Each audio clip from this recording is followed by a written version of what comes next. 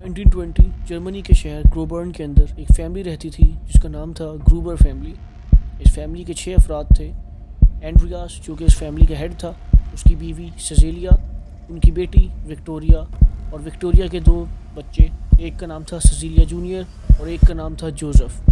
اس family کی made جس کا نام تھا ماریا برمگارٹنر۔ اس فیملی کے پاس اپنا ایک فارم تھا۔ اس فیملی کا 31 مارچ 1920 کی شام برے طریقے سے مرڈر ہو جاتا ہے اور اس قاتل کا آج تک کبھی کچھ پتہ نہیں چلا۔ اس واقعے کو مشہور طور پہ ہنٹر کائفیک مرڈر کے نام سے جانا جاتا ہے۔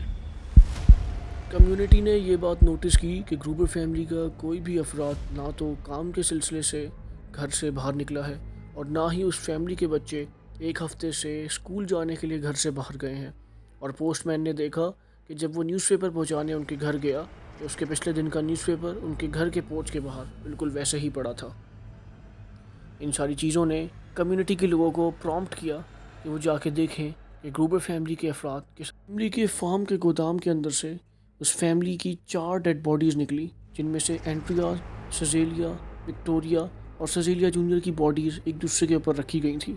گھر کے اندر سے جوزف جو کہ 2 سال کا بچہ تھا، اس کی ڈیڈ باڈی ملی اور ماریا جو گھر کی میڈ تھی، اس کی ڈیڈ باڈی اس کے کمرے سے ملی۔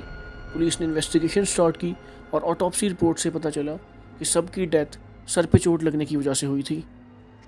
اسپیسیفکلی وکٹوریا کی گردن پہ گلا گھونٹنے کے نشانات تھے، لیکن پولیس نے انویسٹیگیشن سے بتایا کہ وکٹوریا کی ڈیتھ بھی سر پہ چوٹ لگنے کی وجہ سے ہوئی تھی۔ تمام کے تمام فیملی ممبرز اور میڈ کی ڈیتھ اسی وقت ہو گئی تھی، جبکہ سیزیلیا جونیئر کی ڈیتھ چوٹ لگنے کے کافی گھنٹے بعد ہوئی تھی۔ پولیس نے گروبر فیملی کے نیبرز سے انٹرویو کیا، ان سے پوچھا کہ انہوں نے مارچ 31 اور 31 کے بعد کیا دیکھا۔ وہ آخری دن تھا جب گروبر فیملی کے تمام افراد زندہ دیکھے گئے تھے۔ تمام نیبرز یہ بات سن کے کنفیوز ہو گئے، کیونکہ انہوں نے سب نے تقریباً یہی بات بتائی کہ ان سب نے گروبر فیملی کے گھر کی چمنی کو جلتے ہوئے دیکھا ہے اور اس سے دھواں نکلتے ہوئے دیکھا ہے، جو کہ اس بات کی علامت تھی کہ ان کے گھر میں کوئی بندہ تھا جو چمنی یوز کر رہا تھا اپنے آپ کو گرم رکھنے کے لیے۔ حالانکہ پولیس کی انویسٹیگیشن کے مطابق گروبر فیملی کے تمام افراد کو مرے ہوئے 1 ہفتے سے زیادہ ہو چکا تھا۔ گروبر فیملی کے فارم کے تمام جانوروں کو اچھی طرح سے کھلایا پلایا گیا تھا، جبکہ گروبر فیملی کے تمام افراد کو مرے ہوئے 1 ہفتہ سے زیادہ ہو چکا تھا۔ یہ سب اس بات کی نشانی تھی کہ کوئی ان کے گھر میں 1 ہفتے سے رہ رہا تھا۔ ان کو مارنے کے بعد کوئی شخص ان کے گھر سے بھاگا نہیں، بلکہ وہ شخص 1 ہفتے تک ان کے گھر میں ٹھہرا رہا۔ پولیس نے اس کیس میں کافی زیادہ تحقیق کی، لیکن پھر بھی ان کو سسپیکٹ کا یا جس نے اس پوری فیملی کو مرڈر کیا تھا اس کے بارے میں کوئی انفارمیشن نہیں ملی۔ اور اس گھر کی جو پرانی میڈ تھی اس کا نام تھا اینڈریاس، اور اس نے بھی کچھ اسٹرینج انکاؤنٹرز پولیس کو بتائے، جس نے بتایا کہ اس کو گھر کے ارد گرد سے اور گھر کے اندر لوگوں کے چلنے اور بولنے کی آوازیں آتی ہیں، جس کی وجہ سے اس نے 6 مہینے پہلے وہ میڈ کی نوکری وہاں پہ چھوڑ دی، جو کہ وہ 10-12 سال سے وہاں پر کر رہی تھی۔ یا اس گھر کی نئی میڈ تھی اور اس کی جاب کے پہلے دن 31 مارچ کو قتل ہو گیا۔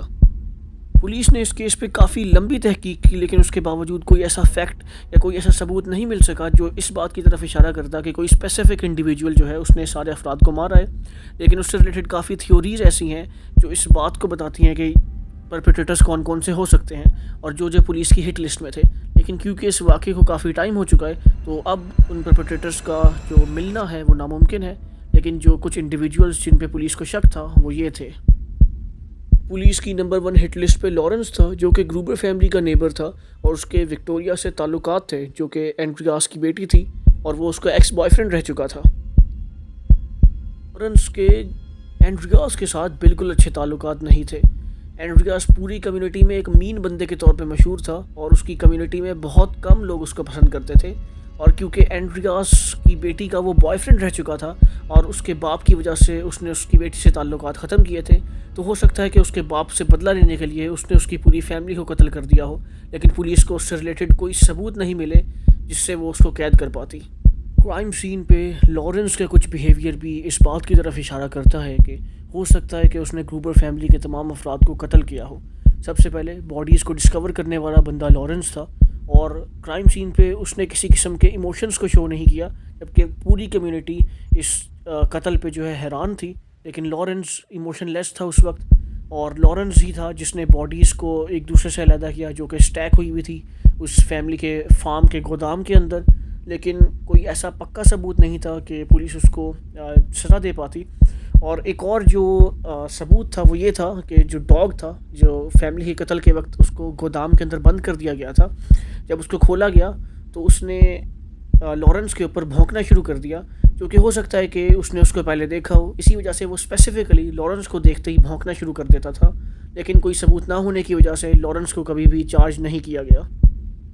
ایک اور پرائمری سسپیکٹ پولیس کے ہٹ لسٹ پہ اس وقت کارل گیبریل تھا، جو کہ وکٹوریا کا سابق میاں تھا، جو کہ فرسٹ ورلڈ وار کے اندر مارا گیا تھا، لیکن اس کی ڈیڈ باڈی کبھی بھی نہیں ملی تھی اور اس بات کا ثبوت کبھی بھی نہیں ملا تھا کہ وہ قتل ہوا تھا، بس وہ فرسٹ ورلڈ وار کے اندر غائب ہو گیا تھا. کیونکہ پولیس نے یہ سسپیکٹ کیا کہ ہو سکتا ہے کہ وہ اینڈریاس یا اس کی پوری فیملی سے بدلہ لینے کے لیے آ گیا ہو، کیونکہ اینڈریاس پوری کمیونٹی میں ایک مین بندے کے طور پہ مشہور تھا.